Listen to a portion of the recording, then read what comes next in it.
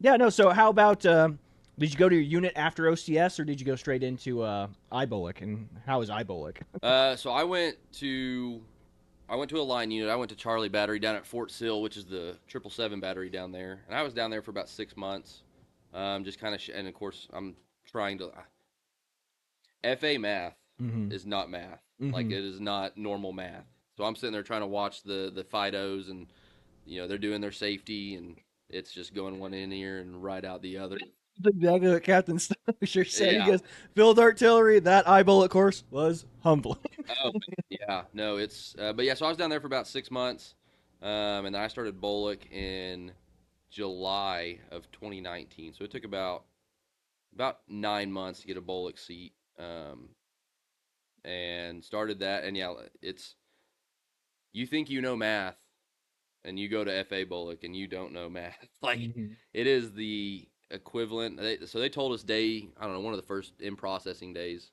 It's the equivalent of a 4 year degrees worth of information in about 4 months. So I mean, you're drinking but from the fire hose. Like Mm-hmm. it's man, I passed Bullock by the skin of my teeth. Gunnery was going to be the death of me. So you could take your tests. You had to have an 80. You had to pass with an 80 to stay in the course. If you failed a test, you could retest, and then you just got an 80, no matter what score you made. So Mod 1 of Gunnery, I failed, passed the retest. Mod 2, I passed with an 80. Mod 3, no, I'm sorry, and then we had safety, Mm-hmm. and I failed safety and passed the retest.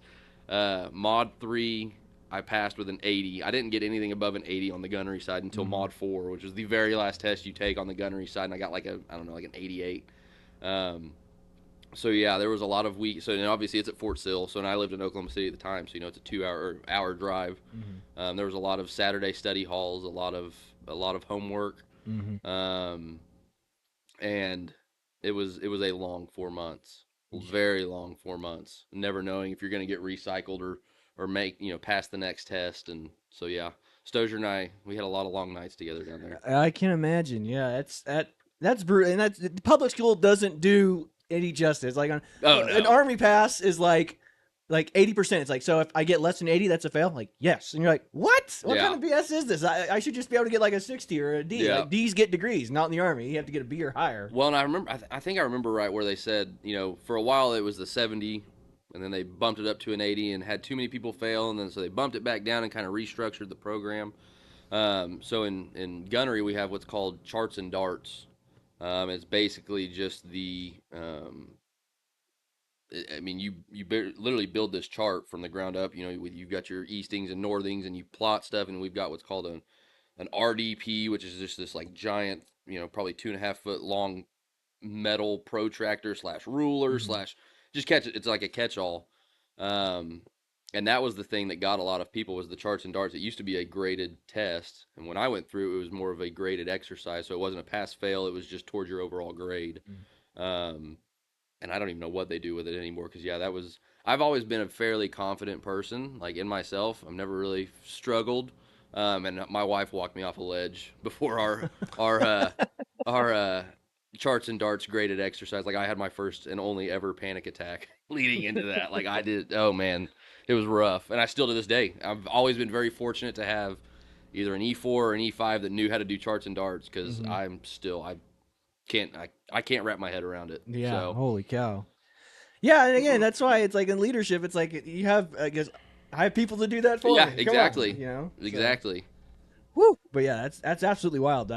Having a panic attack over a test in IBOLC of all things, like that. Again, that's like supposed to be like, and of anything, that should be the gentleman's course portion Yeah, of like officer. and so physicality wise, I mean, it was pretty laid back. We do PT in the mornings, but it was definitely much more of a gentleman's course on that aspect versus what OCS was. So, but yeah, it was a lot of long days in the classroom.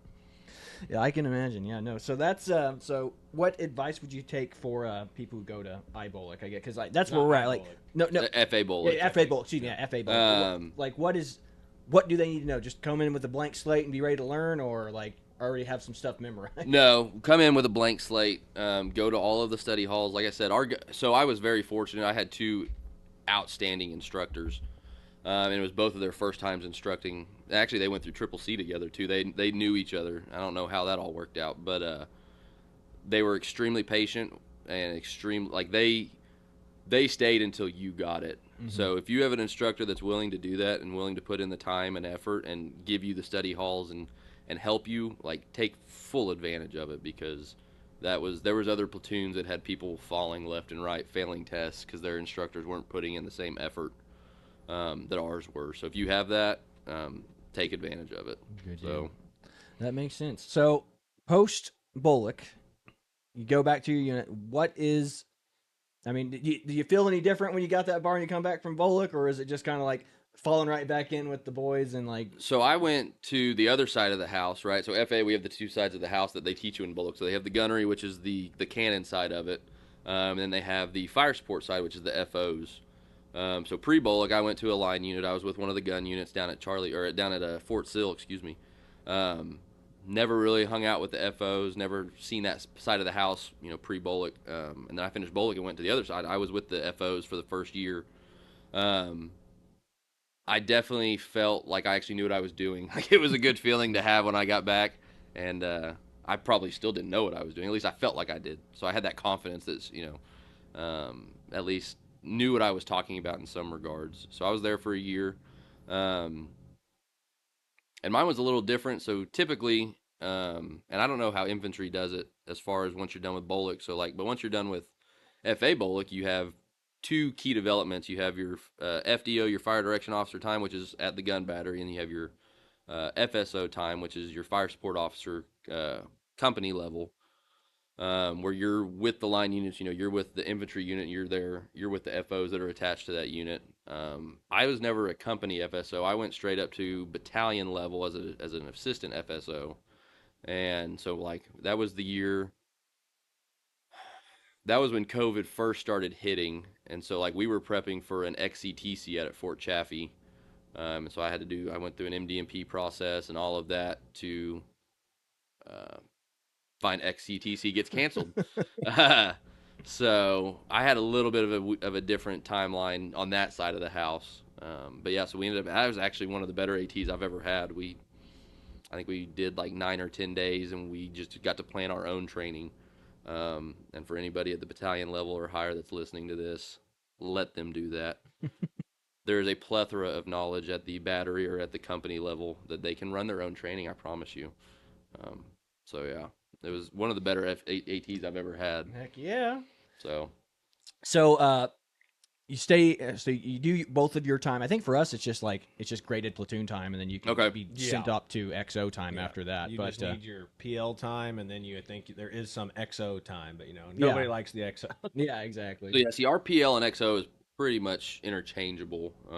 Second lieutenant is when you're typically getting that FDO and FSO time, and then first lieutenant is when you start looking at the PL XO time for graded time on your OER.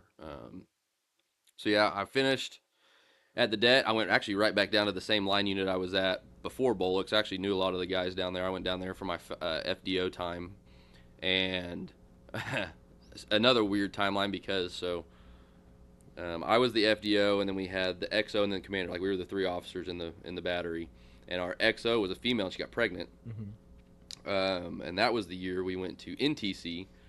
So I was doing FDO, and then I was helping out with XO responsibilities all the way through NTC.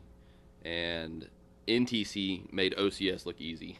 I don't know if you guys have ever been to NTC. Never. I do not recommend it. That was the longest month of my life. We were out there for 4 weeks in July, Camp Irwin, and you want to talk about getting off a bus and walking into a wall. I mean, you were in an air-conditioned bus, so they flew us out there private on, I don't even know what airline flew it, but we basically walked onto the tarmac down at Will Rogers, got on a plane and flew out to some airfield about an hour away from Camp Irwin. And you get off that plane and you walk across the tarmac, and it's like you sit on the bus and you're already soaking wet in sweat. My gosh. So then you get just enough time to get cooled off in the bus for that hour drive, and you get off, and again, he's just walking into a wall of just humidity. I mean, it wasn't even humidity. It was a dry heat. But yeah, it was 112 every day. Good night. So yeah, that was probably the worst AT I've ever had. So NTC. I've never heard anyone who just be like, "Oh boy, I can't wait to go back to NTC." Yeah, no, zero fun, sir. Okay.